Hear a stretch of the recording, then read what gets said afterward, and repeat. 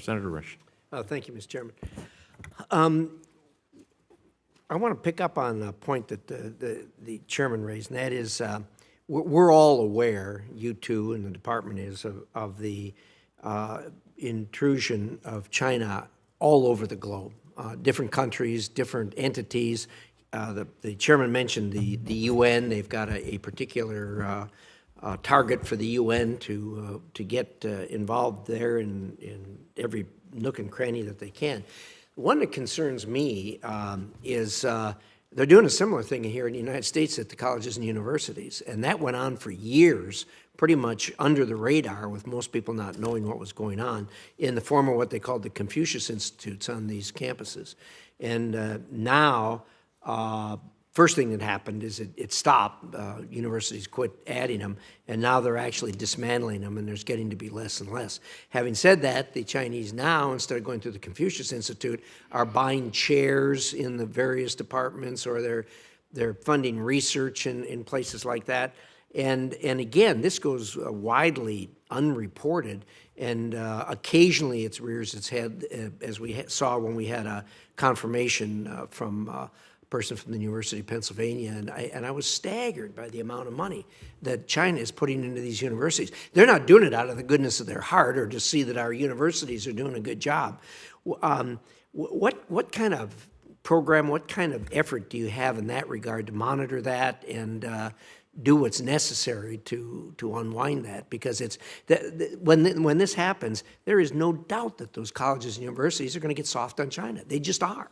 Money has a way of doing that. So your thoughts on that, please, Wendy. So thank you, Senator. As you point out, after peaking at 100 Confucius centers in 2018, there are now only about 15, and so putting a spotlight on these issues is very critical to putting pressure on universities to understand what's happening and what they're doing. So I greatly appreciate the work that was done by this Congress and by the State Department to put a spotlight on the Confucius centers.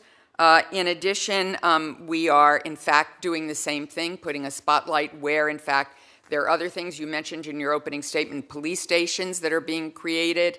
One was closed down in New York when I was in Europe recently. In every capital where I know there are police stations, I've raised this issue. And putting a spotlight on this, asking governments, asking universities to take a look at what they're doing is critical.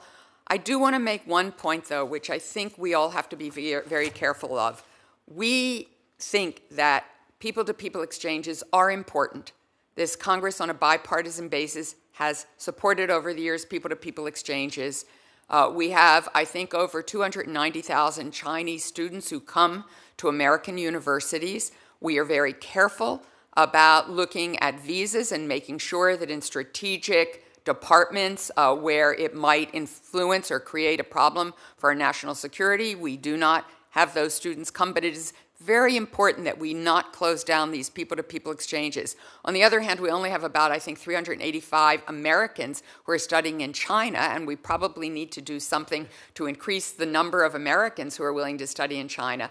And the final thing I would say is we all know that anti-Asian American hate has increased. And we have to be very careful as we put a spotlight on China that we not increase hate against Asian Americans. It has led, as we have all seen, to horrifying circumstances in our country, and we need to make sure that doesn't happen as we, in fact, crack down on exactly the kind of things that you've outlined, Senator. Thank you. Thank you. I appreciate those thoughts. We've asked for that list about what the Taiwanese are asking for. Do you know anything about that? Or is that in your wheelhouse or not?